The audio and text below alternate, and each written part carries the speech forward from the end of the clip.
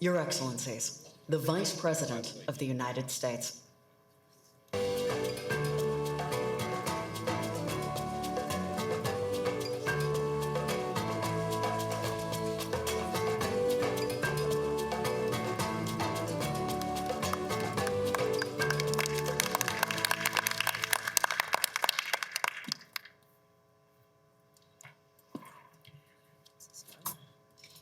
Ready to start?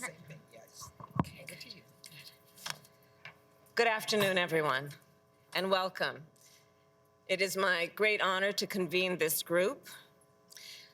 Needless to say, I think it's been clear over the last couple of days that our administration strongly believes African leadership in multilateral institutions is essential to address global challenges and within multilateral institutions.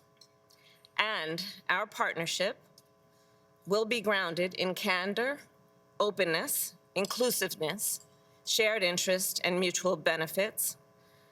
Because as I said on Tuesday, our administration intends to invest our time and energy to fortify partnerships across the continent and within multilateral institutions. We are guided not by what we can do for Africa, but by what we do with Africa. And as the President announced, I will be traveling to the continent next year and very much look forward to furthering the relationships that are being strengthened over the course of these days.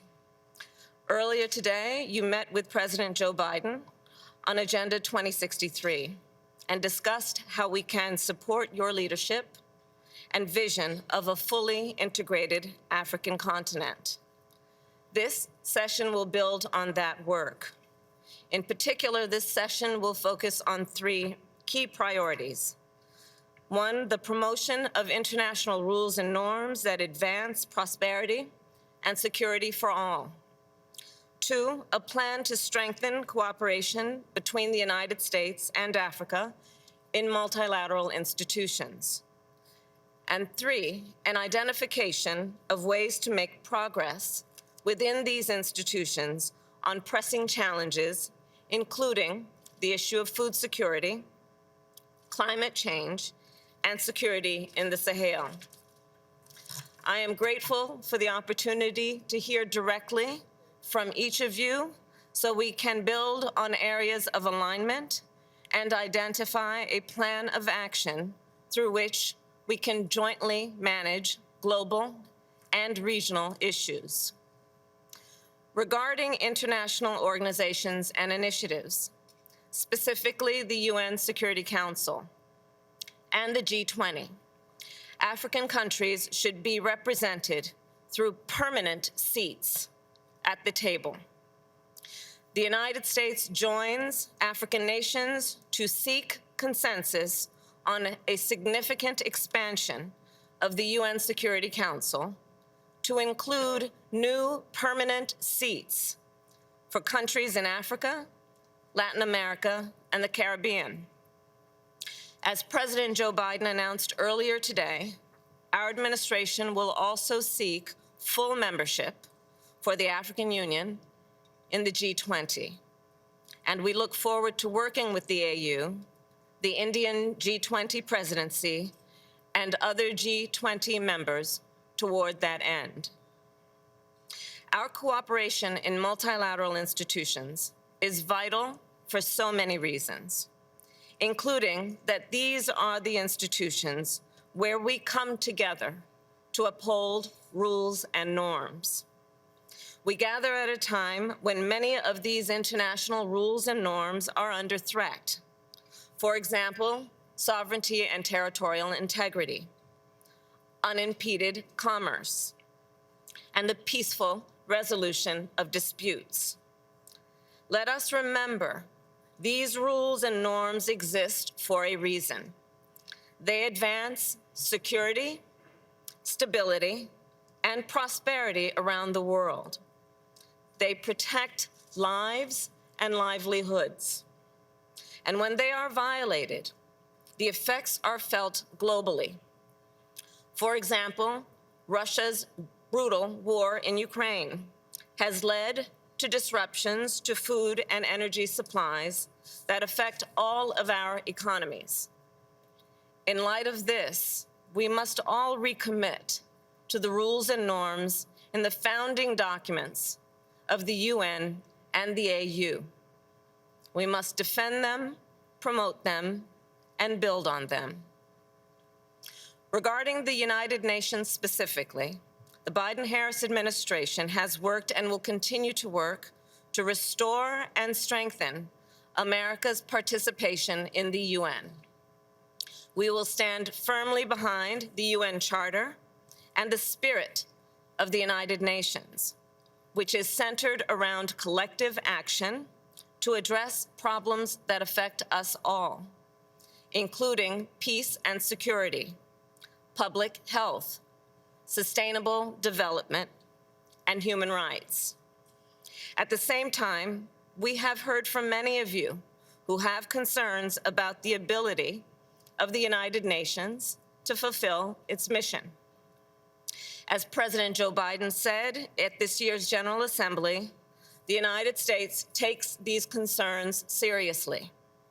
We commit to a more inclusive, effective, and credible Security Council, which includes promoting responsible behavior by all Security Council members, such as refraining from the use of the veto, except in rare and extraordinary circumstances.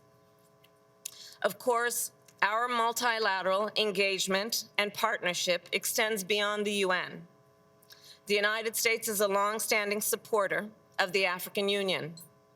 In 2006, the United States was the first non-African country to establish a diplomatic mission to the AU.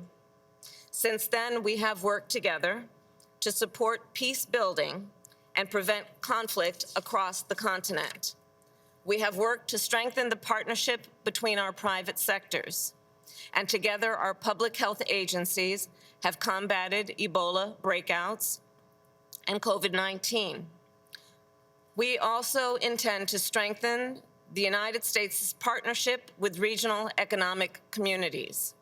We support these regional economic communities because, of course, they help foster integration in Africa, and because each region, of course, has distinct challenges and needs.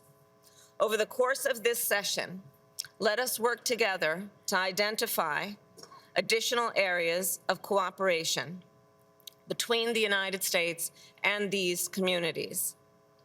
As you know, yesterday during the US-Africa Business Forum, the United States Trade Representative signed a memoranda of understanding with the Africa Continental Free Trade Area Secretariat to help increase intra-regional trade with Africa. In the past 2 years, we have made important progress together, and we must and we will do more.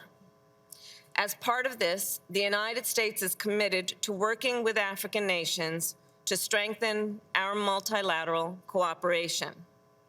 I thank you each for your participation in this convening, and I look forward to our discussion. And with that, I will now invite Commissioner Fake to speak.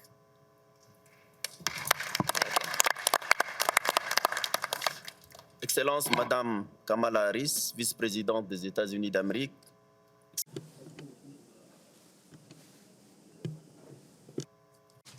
Excellency, Madam Kamala Harris, ladies and gentlemen, multilateralism in this important program of the summit proves our vision common of international relationship based on shared values,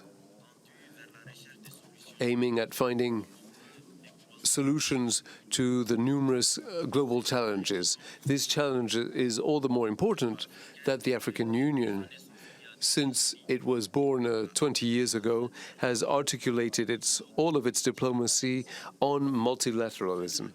The end of the Cold War gave us hope for a geopolitical context that would be favorable for multilateralism and for its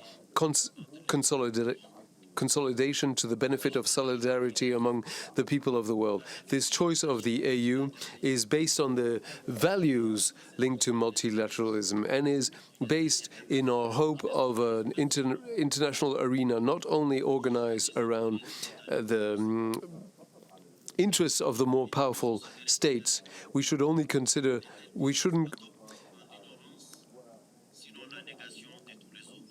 not negate the role of other states that are not as powerful. The recognition of the others, the interests of others, the values of others, the dignity of others are fundamental. In multilateralism, such as it is accepted by all and defended by all. Introduce multilateralism should be a multilateralism based on alliances, based on solidarity, and Africa is acting along those lines. And considers that mankind is living in a common village where it needs to flourish. And multilateralism is based itself on the expression of values stemming from our human values and from a legal framework upon which we agree. It's on this basis that peaceful cohabitation of nations is based, security for all, justice for all, peace and well-being for all. Ladies and gentlemen,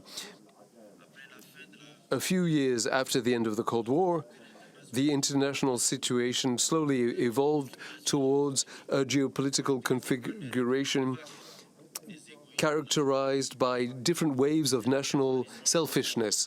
This reapparition of these practices that seem to be relegated to the past have affected multilateralism and have created silos in the international order and affected the previous consultation and concertation among that defended the interests of the weakest.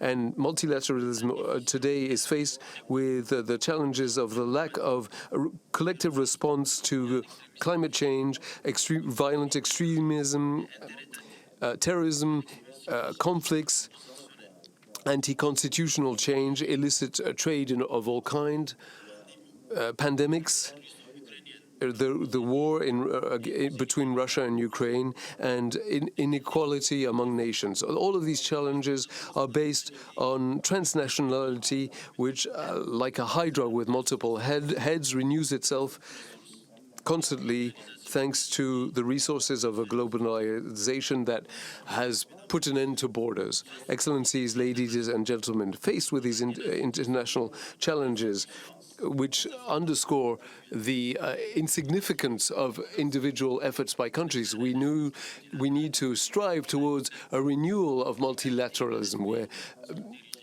freedom and respect become sacred values.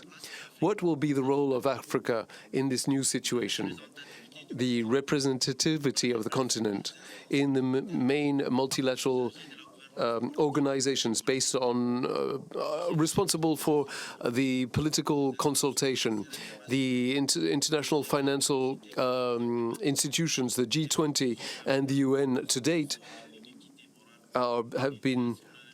have not respected the role of the more weak. The voice of Africa is almost impossible to hear in those circles where the main decisions are taken, despite these 3 seats for the non-permanent members at the UN Council.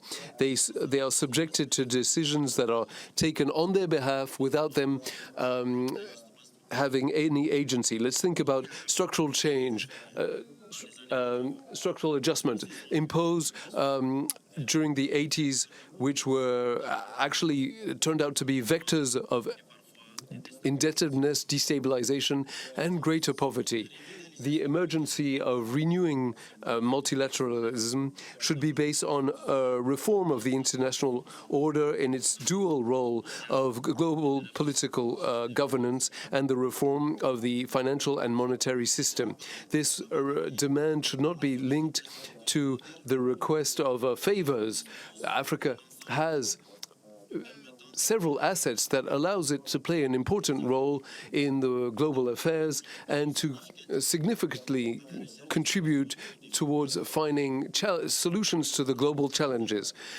Among these assets, one needs to mention its geopolitical position. The continent spans both the Indian and the Atlantic Oceans, which are maritime throughways for trade. The resources, fishing, mining, etc., could powerhouse our economies, and its democracy and its youth potentially makes it a great consumer market.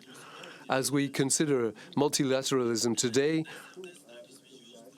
there seems to be a certain geostrategic myopia, which is ignoring the priorities of our continent. But we are willing to consider that with the rest of the world, and particularly with the US, we can find a solution to all of these scourges that I have just described. Thank you so much.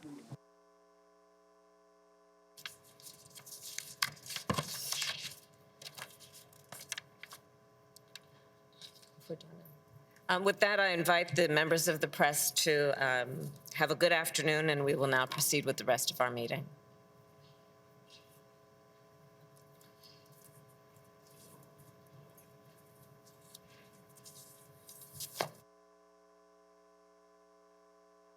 Your Excellencies, we will now pause a moment as members of the media depart the room.